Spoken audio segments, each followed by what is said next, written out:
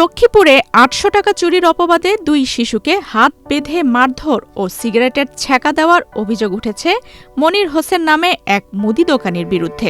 ২৬শে মার্চ বৃহস্পতিবার রাতে শহরের দক্ষিণ মার্কাজ মসজিদ এলাকায় এই ঘটনা ঘটে। করোনা বা যেকোনো ভাইরাসের এগেইনস্টে ফাইট মানি ব্যাকট্রলের লেফট রাইট। পরে তাদের উদ্ধার করে লক্ষ্মীপুর সদর হাসপাতালে ভর্তি করা হয়।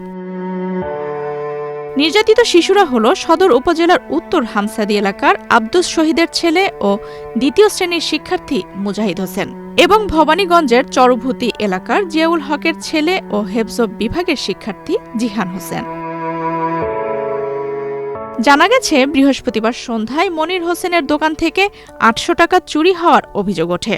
এই ঘটনায় সন্দেহ করে মুজাহিদ ও জিহানকে ধরে মারধর করে মনির হোসেন সহ দোকানের আরও কয়েকজন। পরে চোর ধরা হয়েছে বলে প্রচার করে শিশুদের হাত বেঁধে আরও নির্যাতন করা হয়। এক পর্যায়ে জিহানের মুখে সিগারেটের ছ্যাঁকা দেওয়া হয়। পরে অভিযুক্ত মনির হোসেন ২ শিশুর পরিবারের সদস্যদের খবর দেন। অভিযোগ রয়েছে, পরিবারের সদস্যদের কাছ থেকে জোর করে সাদা কাগজে স্বাক্ষর নেয়ার পরই শিশু দুটিকে তাদের কাছে বুঝিয়ে দেওয়া হয়। স্বজনেরা তাদের উদ্ধার করে সদর হাসপাতালে চিকিৎসার জন্য ভর্তি করান।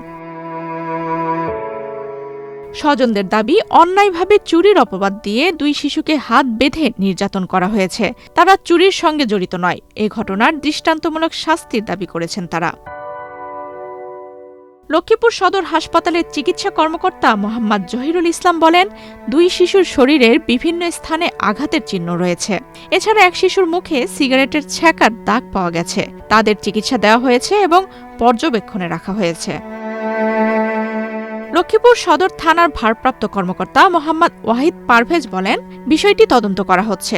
তদন্ত শেষে আইনগত ব্যবস্থা নেওয়া হবে। আফসানা রিপা, বাংলাদেশ প্রতিদিন।